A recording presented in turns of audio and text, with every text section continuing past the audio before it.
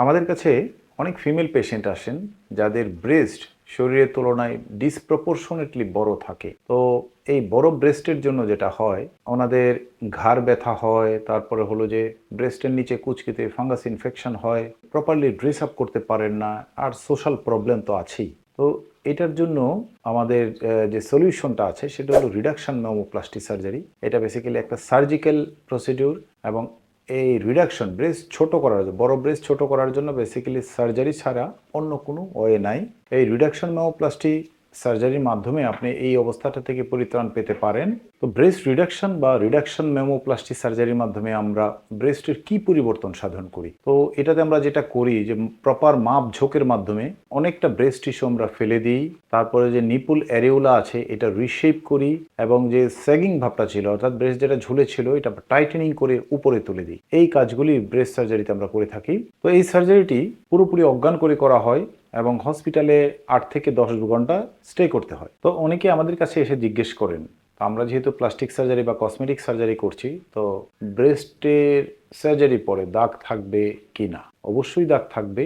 আমরা যেহেতু বড় ব্রেস্ট অ্যাঙ্কর ইনসিশন বা ওয়াইস প্যাটার্ন ইনসিশন দিয়ে করে থাকি, তো আমাদের উল্টো টি আকৃতির একটা দাগ অবশ্যই থাকবে। এই দাগটা অবশ্য 1 বছর পরে অনেক ফেড হয়ে যায়, কিন্তু 100% কখনোই চলে যাবে না। আপনাদের আরও কনসার্ন যেগুলো, এই যে ব্রেস্ট সার্জারি করার পরে প্রেগনেন্সি হলে বাচ্চাকে দুধ দেওয়া যাবে কিনা? হ্যাঁ, দুধ দেওয়া যাবে।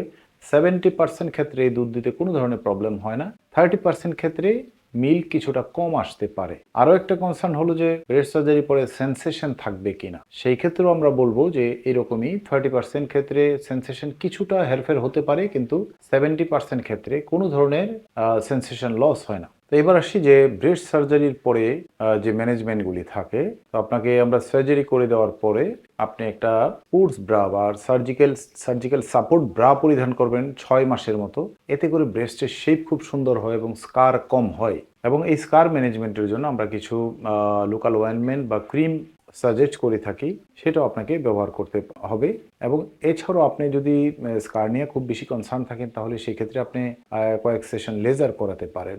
এতে করে স্কার অনেক ইমপ্রুভ হবে। তো ব্রেস্ট সার্জারি আপনি কোথায় করাবেন? আপনি ব্রেস্ট সার্জারির জন্য অবশ্যই একজন এক্সপার্ট সার্জন সাজেস্ট করবেন। কারণ হলো ব্রেস্টের একটা প্রপার শেপ দেওয়া এবং খুবই প্রজেক্টার একটা শেপ দেওয়া খুবই চ্যালেঞ্জিং একটা ব্যাপার। তো আপনি অবশ্যই একজন এক্সপার্ট, যিনি অনেক ব্রেস্ট সার্জারি করেন, ফ্রিকোয়েন্টলি এই সার্জারিটা করেন, সেরকম একজন সার্জন আপনি চুজ করবেন। রিডাকশন মেমোপ্লাস্টি বেসিক্যালি একটা লাইফ চেঞ্জিং সার্জারি। যেহেতু এখানে ফাংশনাল এবং অ্যাস্থেটিক ইমপ্রুভমেন্ট দুটাই একসাথে হয়, এতে করে পেশেন্ট অনেক বেশি হ্যাপি থাকেন। তো ব্রেস্টের যে কোনো সৌন্দর্যবর্ধক চিকিৎসা, যেমন রিডাকশন মেমোপ্লাস্টি, অগমেন্টেশন মেমোপ্লাস্টি অথবা ব্রেস্ট লিফটিং, যে কোনো প্রসিডিউরের জন্যই আপনি আমাদের সাথে যোগাযোগ করতে পারেন।